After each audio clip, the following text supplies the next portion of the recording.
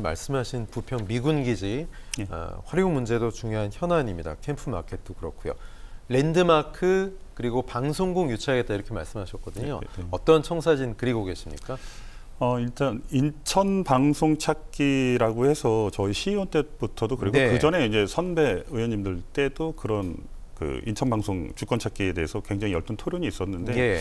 이번에 이제 유정복 시장님이 들어와서도 또 이 목소리가 높아지고 있습니다. 이유는 저희 인천이 수도권임에도 불구하고 그 경인 지역 방송에서 네. 되게 분량이 작습니다. 한 6분 정도로 제가 예. 알고 있는데. 저희는 인천 소식 많이 다룹니다. 네, 그렇습니다. OBS는 그렇죠. 근데 그래서 네. 그 안에 내용들이 짧기도 짧지만 예. 대부분이 다 사건 사고 소식들로 전해지고 있어서 인천 시민들이 인천을 마주하는 네.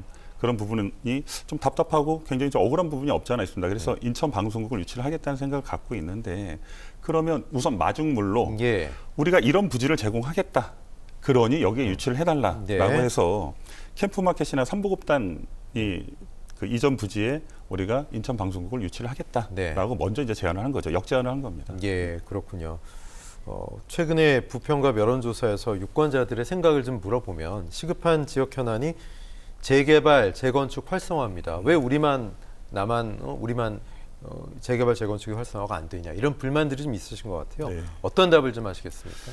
일단 재개발, 재건축에 관련해서 인천시가 또 발빠르게 움직이고는 있습니다. 지금 준주거 지역을 용적률 300%까지 올려주고 있고 또 네. 그 재개발, 재건축을 함에 있어서 동의율을 원래 3분의 2에서 50%로 서울시가 지금 50%를 하고 있는데 예. 줄이겠다라고 지금 추진을 하고 있습니다. 다만 정부에서 일기 신도시 특별법을 만들었어요. 네. 그 안에는 내용이 뭐냐면 용적률 200%, 250% 돼 있는 것들을 500%까지 늘려주겠다는 거예요.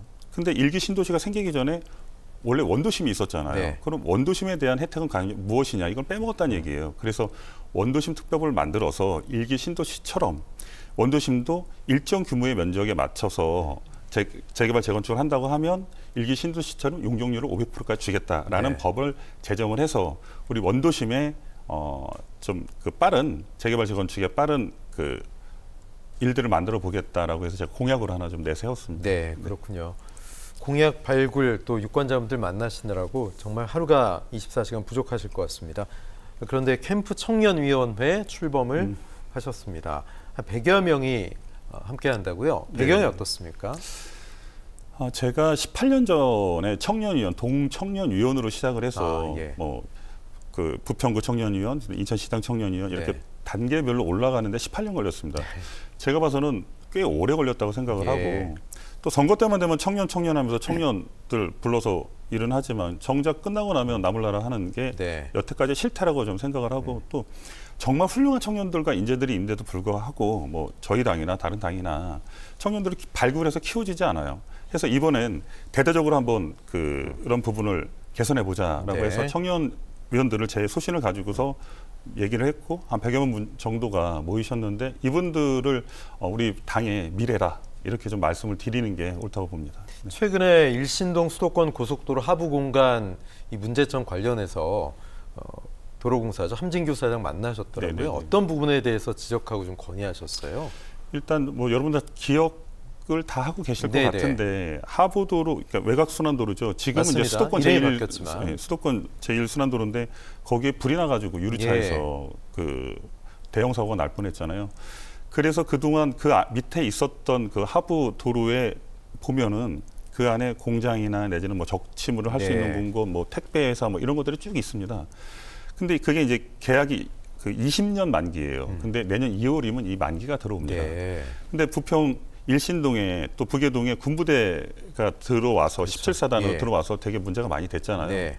근데 이분들이 그 하부 공간을 정말 토지도 부족한데 체육공원 내지는 주민들이 쓸 수 있는 부분으로 좀 활용해 달라라는 네. 게 요즘 최근의 민원입니다. 예. 그런데 군부대 이전 들어오면서 주민 소용성에 대한 문제들을 하나도 해결하지 못하면서 이것만이라도 좀 해결해야 되겠다. 네. 해서 제가 이 바쁜 와중에도 불구하고 그러니까요. 예, 지방까지 내려가서 우리 함진규 대표님 만나가지고 이런 것들을 의사를 전달을 했죠. 예. 지금 다자구도로 예상이 됐던 부평 갑 지역이 양자구도가 됐습니다. 한 분은 후보 사퇴하셨고 한 분은 현역 의원 이성만 의원 단일화했단 말이죠. 자, 승리 전략이 좀 바뀌었습니까? 어떻습니까? 애초에도 1대1로 생각을 했습니다. 네. 왜 그러냐면 무소속이라 저희도 이제 저희 당에서도 무소속으로 나가신 분이 많이들 있었는데 그동안 보면은 다 만족하기가 굉장히 어려워요. 그리고 또 이게 1선, 2선, 3선, 4선 정도 하시면은 옆에 있는 홍영표 의원 같은 경우는 지금 4선 하셨으니까 무소속 가시겠지만 초선해가지고 무소속 나가겠다. 제가 봐서는 어불성설이라고 보고 또 문병호 개혁신당에서 문병호 의원님 나오시긴 했지만 후보님 자체가 그렇게 개혁적이지 못합니다. 차라리 국민의힘인 제가 더 개혁적이다 이렇게 말씀을 드리고 싶은데 그러니 득표율이 안 나오겠죠. 그래서 이미 다 그건 예견됐던 문제고 이제 진짜 진검승부가 남았다. 그래서 한판 승부 제가 멋지게 한번 조직과 바람 싸움 보여드리겠습니다. 알겠습니다. 벌써 이제 예정된 시간인데요. 지역민들과 또 OBS 시청자 여러분께 한 말씀 해주십시오. 시청자 여러분, 국민의힘 부평갑 유재홍 후보입니다. 말 잘하는 사람보다는 일 잘하는 사람을 선택해 주실 것을 당부 말씀드리고 이사 온 지 한 달 만에 지역 현안의 지역 문제를 해결하겠다. 이건 제가 봐서는 제 귀가 의심스럽습니다.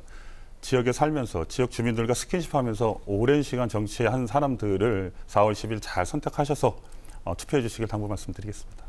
네, 국민의힘 인천 부평갑의 유재홍 후보와 말씀 나눴습니다. 고맙습니다. 감사합니다. 네.